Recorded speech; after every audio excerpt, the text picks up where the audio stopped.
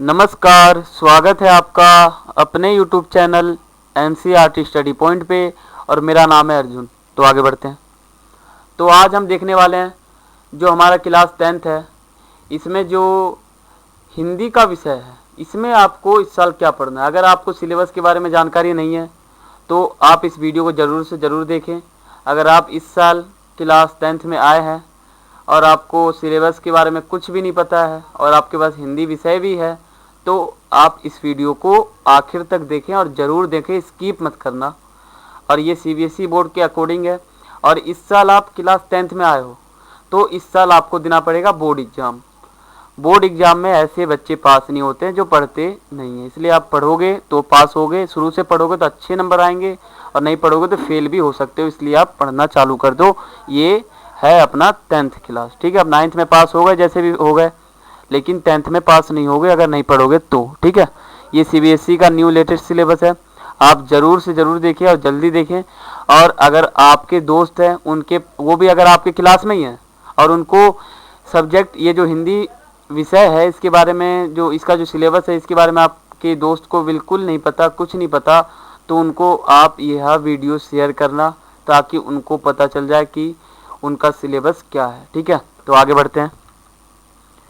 और आपका कोई भी क्वेरी हो, कोई भी सवाल हो तो आप मुझसे पूछ सकते हो फेसबुक और इंस्टाग्राम पर। और मैंने अपना फेसबुक और इंस्टाग्राम का यूज़र नेम आप सभी के सामने लिख के रखा है, ठीक है। आगे बढ़ते हैं। आपके पास हिंदी विषय में 2 किताब होगा। कितना होगा? 2 होगा। पहला आपका होगा क्षितिज, दूसरा होगा आपका कृतिका।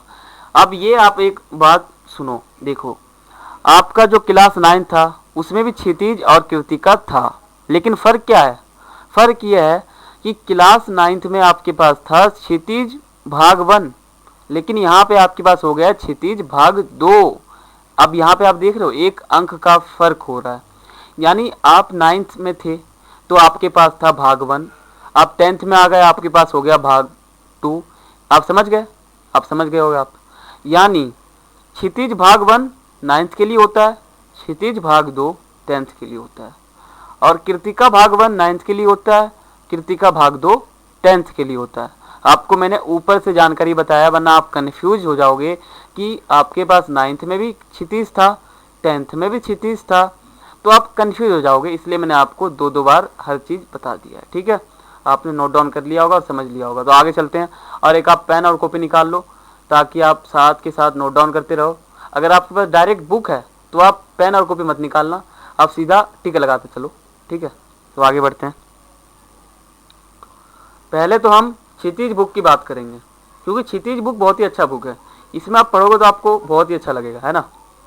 तो आपका जो क्षितिज भाग 2 है, आप मैं इसको भाग 2 कहूँगा, क्योंकि आप 10th में आ गए हो, अब 9th में नहीं हो आप, इसलिए इसको मैं भाग 2 कहूँगा।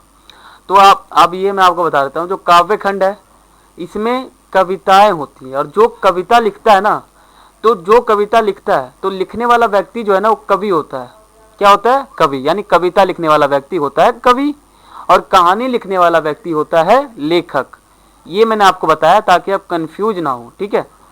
तो आपके जो पहले ये देखो क्या लिखा हुआ है, काव्य खंड। काव्य खंड के अंदर सभी कविताएं होती है और कविता लिखने वाला व्यक्ति कवि होता है, ठीक है। और गद्य खंड में सभी कहानियां होती है और कहानी लिखने वाला व्यक्ति लेखक होता है। ये मैंने आपको बता दिया।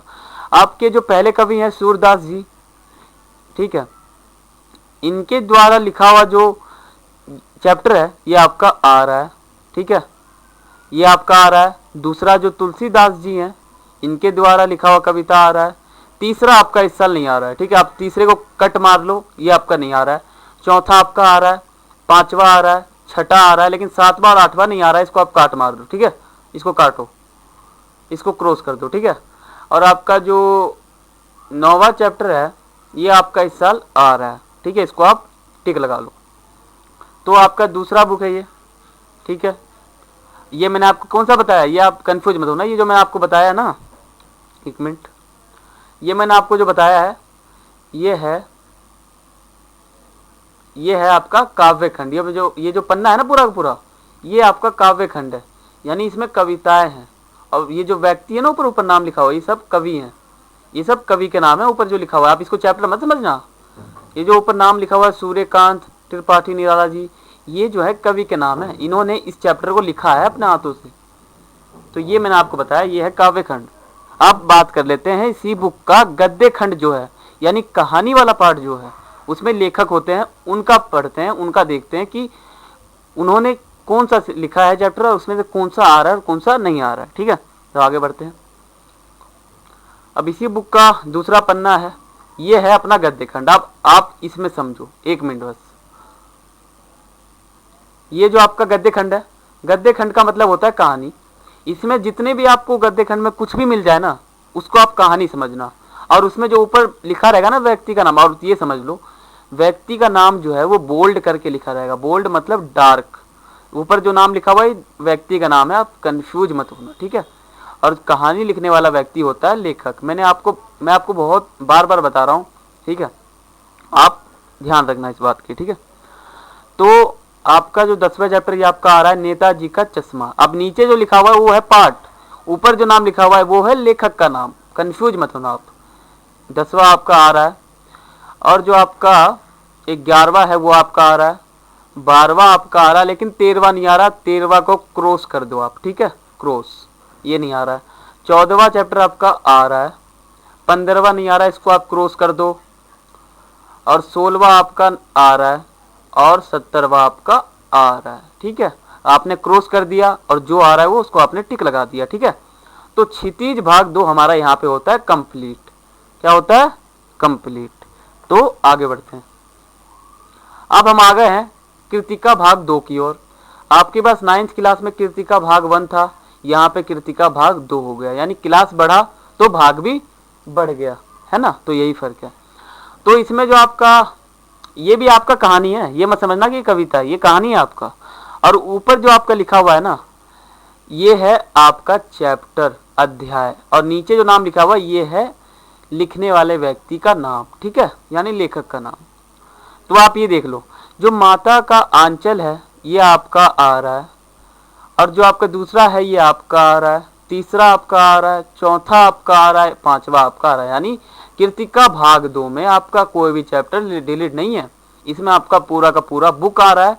आप इसको ध्यान से पढ़ना, और इसमें जो भी चैप्टर है वो इजी है, आप ध्यान से पढ़ोगे तो आपको आसान लगेगा। कृतिका तो बिल्कुल इजी है, मैं कहूँ तो क्षितिज थोड़ा भारी हो सकता है, ऐसी बात नहीं है, लेकिन कृतिका बिल्कुल इजी है, मैं अपने हिसाब से बताऊँ तो। ठीक है, तो आगे चलते हैं। आपका जो हिंदी विषय है, ये जो पेपर होगा ना आपका 10th क्लास में बोर्ड एग्जाम जो होगा वो 80 मार्क्स का होगा, 20 का आपका प्रैक्टिकल होगा, टोटल आपके 100 नंबर बनेंगे। प्रैक्टिकल का मतलब आपको पता ही होगा, नहीं पता है तो बता दो एक बार, चलो बताता हूँ। तो आपका जो प्रैक्टिकल होता है, प्रैक्टिकल का मतलब होता है प्रोजेक्ट, परियोजना। यानी प्रोजेक्ट समझते हो आप, फाइल, यानी जो आपका फाइल बनता है उसके होते हैं 5 नंबर।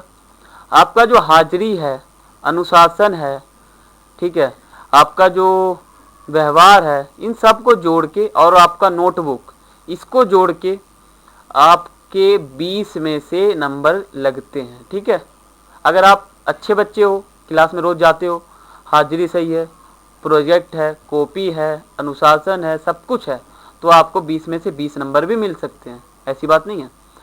ठीक है, तो ये आपके व्यवहार के ऊपर, आपका तरीका, आपका रहने का नज़रिया स्कूल में, वो सब के ऊपर डिपेंड करता है। ठीक है, तो कुल मिलाकर आपके 20 नंबर होते हैं।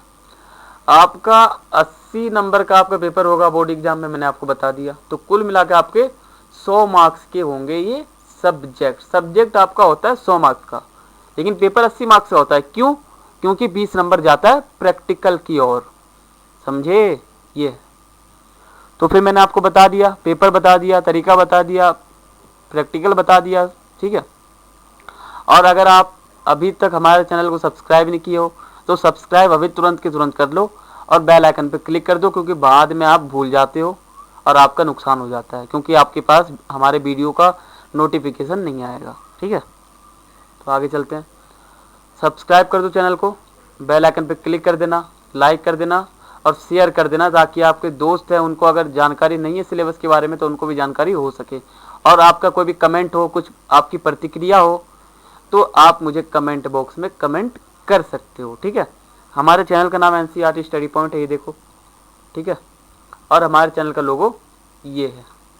ठीक है, तो मैंने आपको बता दिया। तो आज के लिए इतना ही था। वॉचिंग सभी को। जय हिंद, जय भारत।